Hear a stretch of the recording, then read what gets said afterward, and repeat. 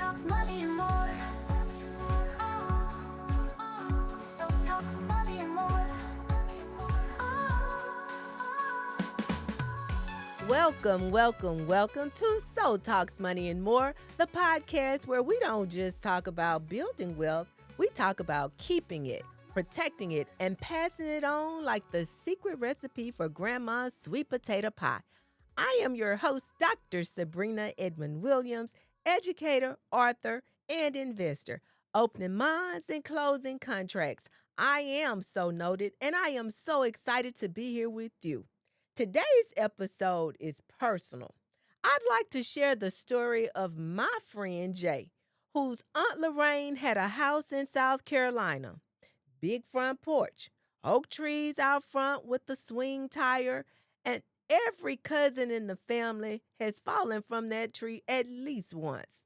That house had been in Jay's family for 3 generations, bought with wages earned picking cotton and cleaning houses.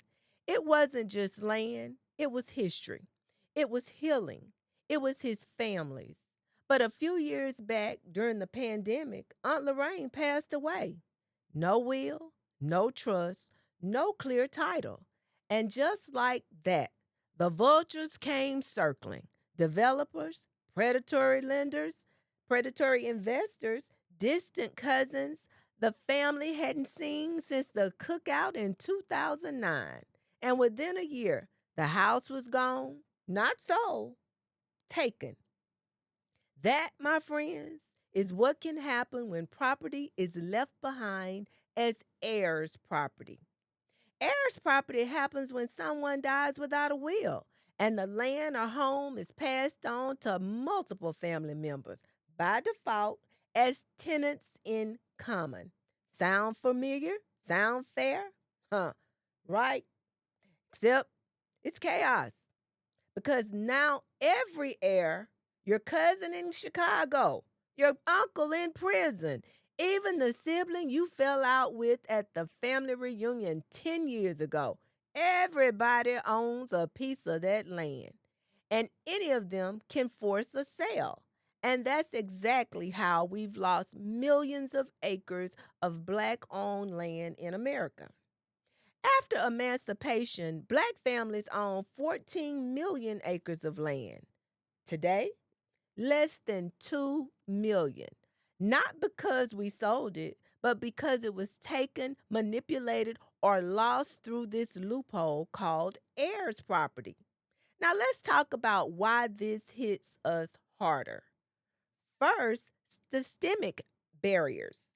Black families have historically been denied access to legal resources, estate planning education, and trusted professionals. Second, cultural trauma. We've been taught don't talk about money, don't question mama's decisions. God, God will handle it. But silence has a cost. And for us, it's been land, wealth, and legacy. But it doesn't have to stay that way. Proper estate planning is the antidote. It's not just paperwork, it's protection. It's your voice after you're gone. It's saying, this is who gets the house. This is who manages the finances. This is how we keep it in the family. Wills, trusts, power of attorney, healthcare directives. This is not just for the wealthy, it's for the wise. I want you to imagine your family home, still standing 50 years from now. Your grandkids playing under that same oak tree, not rented, not flipped, owned, because you made a plan. Here's what you can do right now to fight the heirs property trap. Talk to your family. Break the silence. Ask your parents and your grandparents whether they have a will. Get your own plan. Even if you just have a car and a checking account, it's worth protecting. Use culturally aware professionals. Find estate planners who are sensitive to your needs. Attend community workshops. Enroll in boot camps like the Learning to Trust Estate Planning Boot Camp. Write it down. Don't just say, my daughter knows what I want. Make it legal. Let me say this plain. Let me say it plain.